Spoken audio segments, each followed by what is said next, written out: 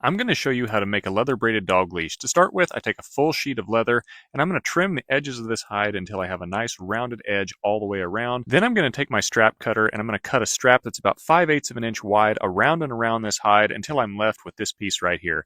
I'm going to take that to my skiver, take it all down to an even thickness. I'm going to cut and bevel the strings at about 1/4 of an inch wide. I'm going to braid those into a 4 braid for the length of this dog leash. In this case, it's more of a trailing line than a dog leash. It's about 20 feet long. The customer that ordered this one requested a loop in the end so that they can use a carabiner snap. To start putting this in, I'm going to double this over. I'm going to unbraid the strands a little bit, and I'm going to take those strands underneath a strand in the braid of the leash itself.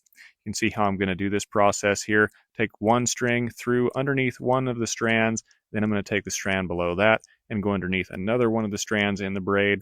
Once I've done that on both sides, I'm going to go under another strand with each of those just to hold everything good and tight. This is going to get covered with a braided knot just to kind of dress it up a little bit and make it a little bit stronger. I'm also going to add some knots on the main body of the leash as well. These are going to kind of act as markers. I'm going to have them color coded, one at 5, 15, and 20 feet. For these little knots, I'm using kangaroo leather. It's a very strong and durable leather, and it's also very thin, which is going to allow me to braid just a button on here that's not real large, which is what we want. We don't want these to stick out too far because a lot of this leash is going to be dragging on the ground at times. The knot that I'm using for this is called a bombazurda knot. I really like how dressy it is, and it's kind of a narrower button as well, so it fits well for this application. Cashew, my shop dog, is going to give it its final inspection. I'm really happy with how this project turned out. If you have any questions, please drop them in the comments below, and I thank you so much for watching.